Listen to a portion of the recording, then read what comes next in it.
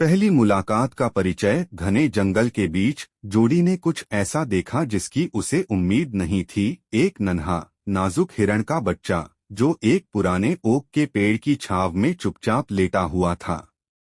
उसकी आंखें जोड़ी की आंखों से मिली, चौड़ी और आश्चर्य से भरी हुई।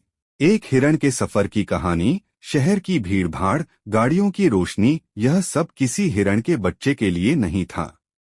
लेकिन वह भटकता हुआ गाड़ियों के बीच था, अपने घर से बहुत दूर।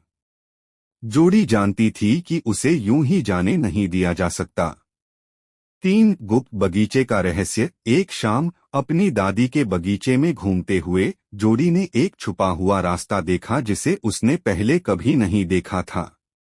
जैसे ही वह बेलों को हटाकर आगे बढ़ी, उसने एक गुप्त दुनिया देखी और उसके बीचों बीच एक छोटा हिरण का बच्चा उसका इंतजार कर रहा था। दोस्ती और हिरण। शुरुआत में हिरण का बच्चा घबराया हुआ था, इस नए दोस्त के प्रति अनिश्चित। लेकिन जोड़ी धैर्यवान थी।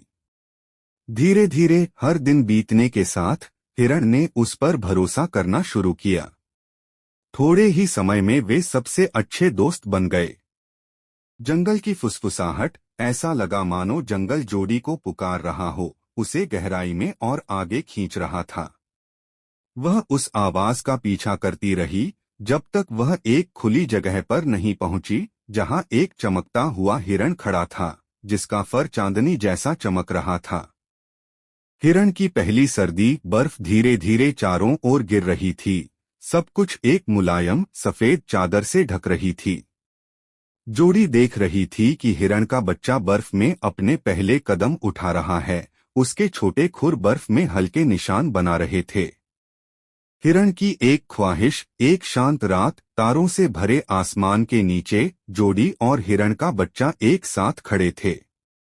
जैसे ही एक टूटता तारा आसमान से गुजरा, जोड़ी ने धीरे से अपनी ख्वाहिश मांगी।